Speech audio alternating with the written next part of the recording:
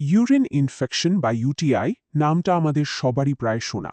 এটা খুব সাধারণ একটা স্বাস্থ্য সমস্যা, কিন্তু এটা নিয়ে পালাপালি অনেক ভুল বোঝাবুঝি কাজ করে।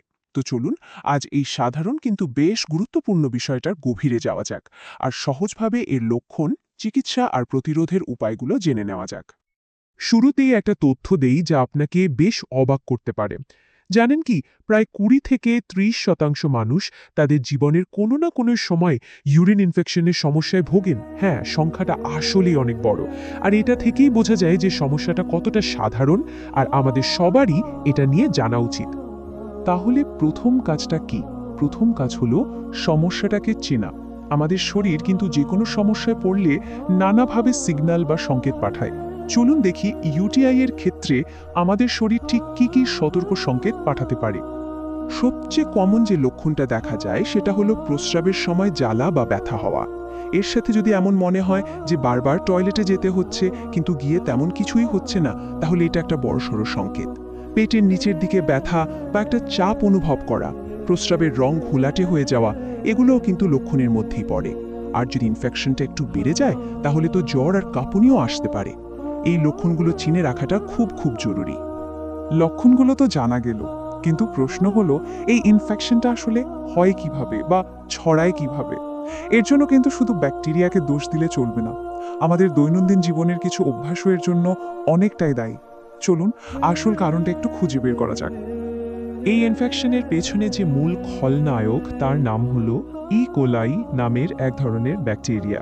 মজার ব্যাপার হলো এই ব্যাকটেরিয়াটা কিন্তু এমনিতে আমাদের অন্ত্রের মধ্যেই থাকে আর কোনো ক্ষতিও করে না। কিন্তু আসল সমস্যাটা শুরু হয় তখনই যখন ওটা নিজের জায়গা ছেড়ে ভুল করে মূত্রাশয় বা ব্ল্যাডারে চলে আসে। দেখুন, পুরো ব্যাপারটা খুব সহজ। প্রথমে ব্যাকটেরিয়াটা অন্ত্রে থাকে, সেখান থেকে কোনোভাবে ওটা মূত্রাশয়ে পৌঁছে যায়।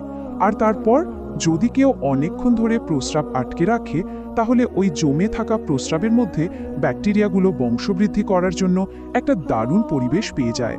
ব্যাস, আর তাতেই সংক্রমণটা দ্রুত ছড়িয়ে পড়ে। এখন প্রশ্ন হলো, কোন কোন অভ্যাস এই ঝুঁকিটা আরও বাড়িয়ে দেয়? দেখুন, অপরিষ্কার টয়লেট ব্যবহার করা, দীর্ঘক্ষণ প্রস্রাব চেপে রাখা আর সারাদিনে পর্যাপ্ত জল পান না করা, এই তিনটে হলো সবচেয়ে বড় কারণ। জল কম খেলে শরীর থেকে ব্যাকটেরিয়াগুলো বেরিয়ে যাওয়ার সুযোগ পায় না, ফলে ওরা ভেতরেই বাড়তে থাকে। এছাড়া যাদের ডায়াবেটিসের মতো সমস্যা আছে, তাদের ইমিউনিটি দুর্বল থাকায় সংক্রমণের ঝুঁকি আরও বেশি থাকে। যখন লক্ষণগুলো স্পষ্ট হয়ে যায়, তখন একটা খুব গুরুত্বপূর্ণ সিদ্ধান্ত নেওয়ার সময় আসে। আর এই সিদ্ধান্তটা কিন্তু স্বাস্থ্যের উপর একটা বড় প্রভাব ফেলতে পারে। বলা যেতে পারে এটাই চিকিৎসার একটা টার্নিং পয়েন্ট। প্রশ্নটা খুবই স্ট্রেট ফরওয়ার্ড। নিজে থেকে কোনো একটা অ্যান্টিবায়োটিক খাওয়া শুরু করে দেওয়া উচিত, নাকি একজন বিশেষজ্ঞ ডাক্তারের কাছে যাওয়া উচিত? এই ছোট্ট একটা সিদ্ধান্ত, কিন্তু এর ফলাফল হতে পারে অনেক বড়। এখানে দুটো পথের পার্থক্যটা একদম পরিষ্কার। একদিকে নিজে থেকে ওষুধ খেলে ভুল ওষুধ খাওয়ার একটা বড় ঝুঁকি থেকে যায়, আর তার থেকে জন্ম নিতে পারে অ্যান্টিবায়োটিক রেজিস্ট্যান্সের মতো একটা ভয়ঙ্কর সমস্যা। অন্যদিকে যদি ডাক্তারের পরামর্শ নিয়ে সঠিক পরীক্ষা করে চিকিৎসা শুরু করা হয়, তাহলে একদম সঠিক আর কার্যকর চিকিৎসা পাওয়া যায়। এতে দ্রুত এবং নিরাপদে সুস্থ হওয়া সম্ভব। অ্যান্টিবায়োটিক রেজিস্ট্যান্স জিনিসটা কি? সহজ কথায়, ব্যাকটেরিয়াগুলো অ্যান্টিবায়োটিকের বিরুদ্ধে লড়তে লড়তে এতটাই শক্তিশালী হয়ে যায় যে সাধারণ অ্যান্টিবায়োটিক আর ওদের উপর কাজ করে না। আর আমাদের যখন তখন অ্যান্টিবায়োটিক খাওয়ার অভ্যাস এই বিপদটাকে আরও বাড়িয়ে তুলছে। এমন দিনও আসতে পারে যখন খুব সাধারণ একটা ইনফেকশনেরও কোনো চিকিৎসা থাকবে না। আচ্ছা, বিপদ নিয়ে তো অনেক কথা হলো, এবার একটু সমাধানের দিকে যাওয়া যাক। ডাক্তারের চিকিৎসার পাশাপাশি বাড়িতেও কিন্তু কিছু নিয়ম মেনে চললে খুব তাড়াতাড়ি সুস্থ হয়ে ওঠা যায়। চলুন এবার সেই উপায়গুলো নিয়ে কথা বলা যাক। চিকিৎসার পাশাপাশি এই ঘরোয়া টিপসগুলো কিন্তু দারুণ কাজ দেয়। যেমন পেটের ব্যথায় হিটিং প্যাড ব্যবহার করলে বেশ আরাম পাওয়া যায়। তবে সবচেয়ে জরুরি হলো প্রচুর পরিমাণে জল খাওয়া। জল শরীর থেকে ব্যাকটেরিয়াকে লিটারালি ফ্লাশ আউট করে দেয়। অনেকে ক্র্যানবেরি জুস খাওয়ারও পরামর্শ দেন, কারণ এটা নাকি ব্যাকটেরিয়াকে মূত্রাশয়ের দেয়ালে আটকে থাকতে দেয় না। তবে হ্যাঁ, চিনি ছাড়া জুস হতে হবে। তবে এই সব কিছুর ওপরে হলো সঠিক ডায়াগনোসিস বা রোগ নির্ণয়। আর তার জন্য সবচেয়ে গুরুত্বপূর্ণ পরীক্ষাটার নাম হলো ইউরিন কালচার। এই টেস্টের মাধ্যমেই জানা যায় যে ঠিক কোন ব্যাকটেরিয়া ইনফেকশনটা ঘটিয়েছে আর কোন অ্যান্টিবায়োটিকটা ওর বিরুদ্ধে সবচেয়ে ভালো কাজ করবে, মানে একদম টার্গেটেড চিকিৎসা আর কি।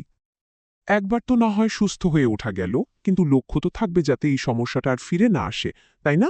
চলুন দেখা যাক ভবিষ্যতের জন্য কিভাবে সুরক্ষিত থাকা যেতে পারে আর বিজ্ঞানী বা এই বিষয়ে নতুন কি ভাবছে। যাদের বারবার ইউটিআই এর সমস্যা হয় তাদের জন্য হিপ্রেক্সের মতো কিছু প্রতিরোধক ওষুধও আছে। আর সবচেয়ে ভালো ব্যাপার হলো এটা কিন্তু কোনো অ্যান্টিবায়োটিক নয়। এটা আসলে প্রস্রাবের পরিবেশটাকেই এমনভাবে বদলে দেয় যাতে ব্যাকটেরিয়া ওখানে জন্মাতেই না পারে। আর সবচেয়ে বড় আশার খবরটা হলো বিজ্ঞানীরা এখন একটা ওরাল ভ্যাকসিন তৈরির চেষ্টা করছেন, মানে মুখে খাওয়ার ভ্যাকসিন। এই গবেষণাটা যদি সফল হয় তাহলে ভবিষ্যতে হয়তো অ্যান্টিবায়োটিক ছাড়াই বারবার হওয়া ইউটিআইকে আটকানো সম্ভব হবে। এটা চিকিৎসা জগতে একটা নতুন দিগন্ত খুলে দিতে পারে। প্রাথমিক গবেষণার ফলাফল কিন্তু দারুণ আশাব্যঞ্জক।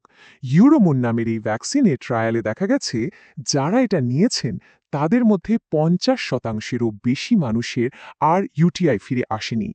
ভাবুন একবার, এটা কিন্তু চিকিৎসা বিজ্ঞানের জন্য একটা বিশাল বড় পদক্ষেপ। সবশেষে একটা খুব জরুরি কথা, ইউটিআইকে কখনোই একটা সাধারণ সমস্যা ভেবে অবহেলা করা উচিত নয়, কারণ ঠিক সময়ে চিকিৎসা না করালে এই ইনফেকশন কিডনি পর্যন্ত পৌঁছে যেতে পারে এবং কিডনির মারাত্মক ক্ষতি করতে পারে। তাই সময়মতো সঠিক চিকিৎসা করানোটা অত্যন্ত জরুরি।